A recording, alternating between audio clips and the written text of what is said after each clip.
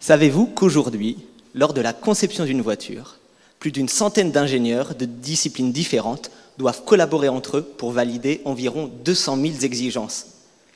Ces exigences ont attrait au confort du véhicule, à la sécurité de l'habitacle et aussi à la durabilité des matériaux. Quand ils s'assurent de la validité de ces exigences, ils font face à une myriade d'incertitudes.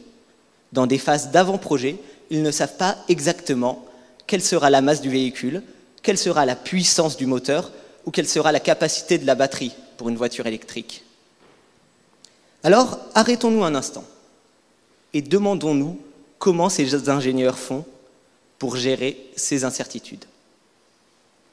La réponse est simple, c'est qu'ils font comme vous et moi, quand on part 10 minutes avant pour s'assurer d'être à l'heure et en rendez-vous, ou alors quand on s'éloigne un petit peu plus de quelqu'un parce qu'il présente des symptômes grippaux.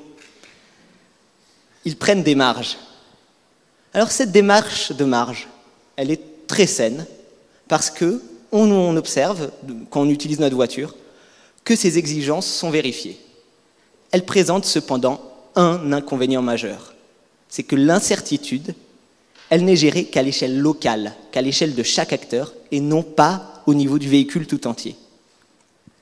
Cela conduit à un phénomène que l'on appelle surdimensionnement, où chacun prend ses marges de son côté, comme vous le voyez à gauche de ma diapositive. Concrètement, qu'est-ce que ça donne? C'est que la voiture est conçue pour pouvoir en même temps avoir un moteur qui est dans le Sahara, à 45 degrés, et une batterie en Norvège à moins 20 degrés, ce qui n'arrive jamais. Pour pouvoir remédier à ce problème, il faut que les ingénieurs puissent communiquer de manière rigoureuse sur la façon dont ils prennent leurs incertitudes.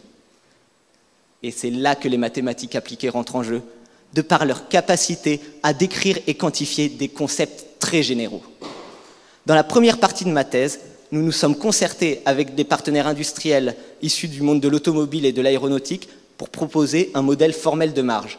Ensuite, nous nous sommes attaqués à la résolution de ces problèmes.